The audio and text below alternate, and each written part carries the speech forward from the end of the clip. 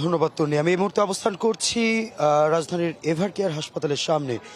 যেমনটি বলছিলেন, আমরা কিন্তু কোনো চিকিৎসক বা যারা মেডিকেল বোর্ড রয়েছে তাদের কোনো সিদ্ধান্ত বা কোনো সংবাদ সম্মেলন কিন্তু আমরা এখনো পাইনি। তবে যারা দর্শনার্থী ছিলেন বা যারা বিভিন্ন রাজনৈতিক দলের নেতাকর্মীরা ছিলেন তারা কিন্তু এসেছেন। যেমন কিছুক্ষণ আগেই কিন্তু এসেছিলেন গণ অধিকার পরিষদের সাধারণ সম্পাদক রাশেদ খান।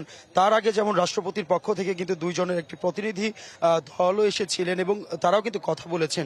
তাদের মারফত আমরা যতটুকু জানতে পেরেছি যে বেগম জিয়ার শারীরিক অবস্থা কিন্তু একই রকম রয়েছে। অর্থাৎ স্বাভাবিকভাবে তিনি যতটা অসুস্থ বা সংকটাপন্ন ছিল বিগত কয়েকদিন, কিছুটা উন্নতি হলেও বা স্থিতিশীল রয়েছে এমনটি আমরা জানতে পেরেছি।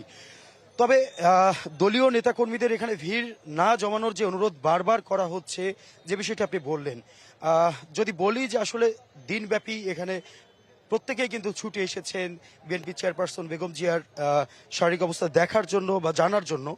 এই সন্ধ্যার পরেও কিন্তু তার ব্যতিরেক কিছু নয়।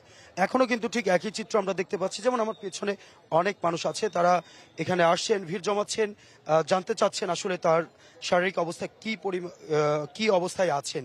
সব মিলিয়ে যদি বলি যে গেল রোববার কিন্তু তাকে আসলে শারীরিক যেই চিকিৎসার জন্য প্রতিনিয়ত যে এখানে আনা হতো সেভাবে কিন্তু আনা হয়েছিল। তবে শ্বাসকষ্ট এবং বিভিন্ন সমস্যার জন্য তার বেশ কিছু পর্যবেক্ষণের কারণে